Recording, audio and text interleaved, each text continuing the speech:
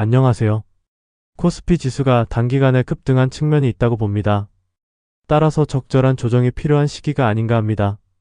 매물도 소화하면서 에너지를 축적할 시간이 필요하기 때문입니다. 가더라도 쉬었다 가는 게 이치에 맞다고 봅니다. 지금 시장 주도주는 반도체주와 조선주라는 건 다 아실 겁니다. 근데 조선주는 바닥에서 7배 내외나 올랐네요. 제가 2023년 봄부터 추격 매수는 자제하고 이삭을 줍듯이 조정할 때마다 계속 모아가야 한다고 2024년까지 지겹도록 말했었는데요. 그때 실천하신 분들이 있다면 정말 대단한 분들이라고 봅니다. 물론 그렇다고 제가 조선주를 매수하라고 했던 건 아닙니다. 팝버리하고 실적이 되는 저평가된 주식들을 담으라고 했었죠. 지금 조선주가 무척 예뻐 보이는데요. 함부로 손을 대지 않는 게 좋다고 봅니다. 이미 시세가 많이 나왔기 때문입니다. 어느 순간 폭락이 나와도 전혀 이상하지 않은 시점입니다. 잘하면 내년 상반기까지는 조금 더 갈 수도 있다고 생각을 합니다. 따라서 20일 이평선까지 기다려봤다가 지지를 받고 반등하면 그때부터 분할 매수로 소량 담아보는 것도 괜찮지 않나 싶습니다. 단기로 6, 7개월 정도 가져간다고 생각하시면 될 것 같습니다. 지금 시점에서 조선주를 장기 투자한다는 건 리스크가 크기 때문입니다. 만약 20일 이평선이 깨진다면 전량 매도할 마음을 먹고 투자하는 게 좋다고 봅니다. 여윳돈으로만 말입니다. 제가 주식의 바닥은 더럽고 개도 안 물어간다고 여러 번 말했었는데요. 조선주 바닥이 2023년 1월이었네요. 따라서 주식은 매수하고 싶을 때가 아닌 매수하고 싶지 않을 때 매수해야 돈이 된다는 걸 아셔야 합니다. 이대로라면 2021년 전고점을 돌파할 수도 있겠다는 생각이 들기도 하는데요.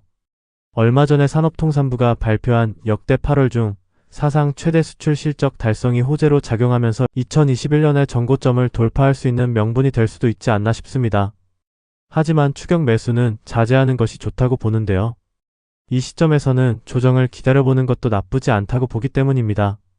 제 경험으로 봤을 때 추석을 전후로 하락 전환하면서 조정에 들어가는 게 일반적이었는데요. 여름에서 가을 그리고 겨울로 이어지는 계절에 대한 집단 무의식의 발현 때문이 아닐까 합니다. 기후에 따라 인간의 심리와 신체가 각각 다르게 반응을 보인다는 건 누구나 아실 겁니다. 실제로 많은 학자들이 기후가 인간의 심리나 신체에 영향을 미친다고 주장하고 있고요. 따라서 계절이 여름에서 겨울로 이동할수록 인간 또한 보수적으로 변할 수밖에 없다고 봅니다. 그리고 그런 원형이 대대로 인간의 집단, 무의식 속에 각인되어 있다가 어느 순간 나타나게 되는 거죠. 그게 바로 추석을 전후로 매도세가 강해지면서 조정이 일어나는 이유 중에 하나가 아닐까 하는데요. 이건 어디까지나 저만의 추론이지만요. 어쨌든 지금은 무리하게 추격 매수를 하기보다는 잠깐 기다려보는 것이 좋지 않나 싶습니다.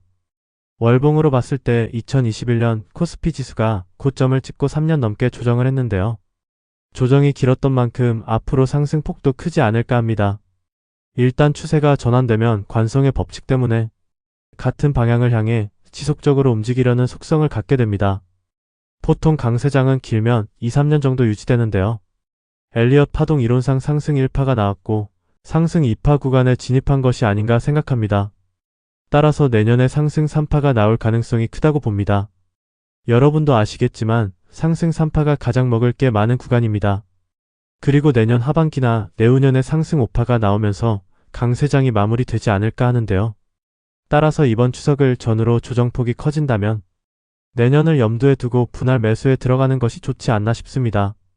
이건 어디까지나 제 추측일 뿐이기 때문에 선택은 여러분의 몫이라고 봅니다. 그리고 꼭 주식 투자는 여윳돈으로만 하시길 바랍니다. 그래야 부담이 없습니다. 여윳돈이 없는 사람은 어떻게 하냐고요? 주식 투자하지 마세요. 여러분의 인생을 위해서 하는 말입니다. 탐욕보다는 절제가 낫다는 게 제 철학이기 때문입니다. 지금 솔직히 한 가지 걱정되는 것이 있는데요.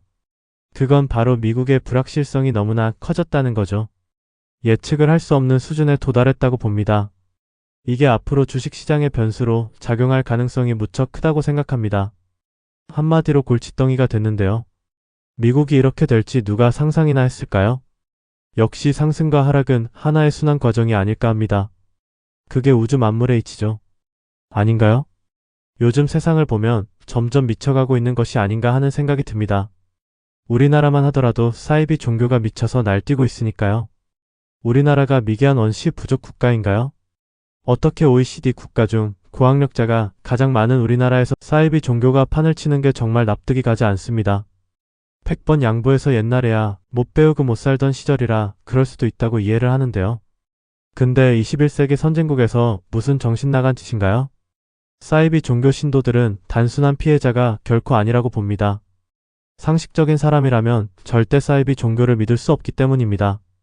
그들은 아마도 마조이스트적 성향일 가능성이 큽니다. 정신적 미성숙도는 나약함으로 인해서 타인의 지배를 갈망하는 자들이 아닐까 합니다. 문제는 그들이 사이비 종교의 숙주 노릇을 하면서 사회를 타락시키는데 일조하고 있다는 겁니다. 그들이 사이비 종교에 매주 상납하는 성금은 온갖 악행의 근원이 되기 때문입니다. 이들은 신을 믿는 것이 아니라 교주를 믿고 선을 행하는 것이 아니라 악을 행하며 구원을 원한다는 것이 아이러니고 모순이죠. 사이비 신도들이 진정으로 구원을 원한다면 지금 당장 미친 짓거리를 그만두고 낮잠이나 쳐자는 게 낫지 않을까 합니다. 그래야 정상 참작이라도 될 테니까요. 그렇지 않다면 용서받지 못하겠죠. 이렇게까지 사이비 종교가 미쳐서 날뛰는 건 기성 종교의 책임도 무척 크다고 봅니다. 사이비 종교의 대부분은 기성 종교를 뿌리로 두고 있기 때문입니다. 종교가 생긴 이유가 뭔가요? 혼탁한 세상에서 인간을 구원하기 위한 것 아닌가요? 근데 사이비 종교 때문에 세상이 미쳐가고 있는데 왜 기성 종교는 그걸 방치하고 있느냐 말입니다. 사이비 종교로 인해서 사회가 타락하고 개인이 고통을 받아도 아무런 책임이 없다는 겁니까? 기성 종교는 자신들이 싼 똥을 직접 치워야 하는 거 아닌가요? 제 말이 틀렸나요? 왜 사이비 종교에 대해서 아무런 조치를 하지 않는 건가요? 이단에 대한 철퇴를 내려야 하는 거 아닙니까? 그게 신성 모독에 대한 기성 종교의 당연한 행동이 아닌가요? 세상이 어떻게 되든 기도만 하면 장땡인가요? 또한 왜 그렇게 돈을 밝히나요? 돈을 인간이 만들었지 신이 만들었나요? 종교를 믿는 데 있어서 그것이 어떤 종교이든 돈이 필요하다면 그건 잘못된 거라고 봅니다. 신은 인간이 만들어낸 돈에 관심도 없고 필요도 없기 때문입니다. 오히려 돈은 모든 악의 근원이죠. 따라서 거룩한 전당에서 그런 불경한 돈을 주고받는다는 것 자체가 신성모독에 해당된다고 생각합니다.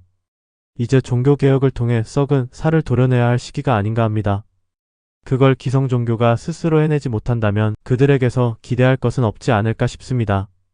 그리고 그들은 그에 대한 합당한 심판을 받게 되리라 봅니다.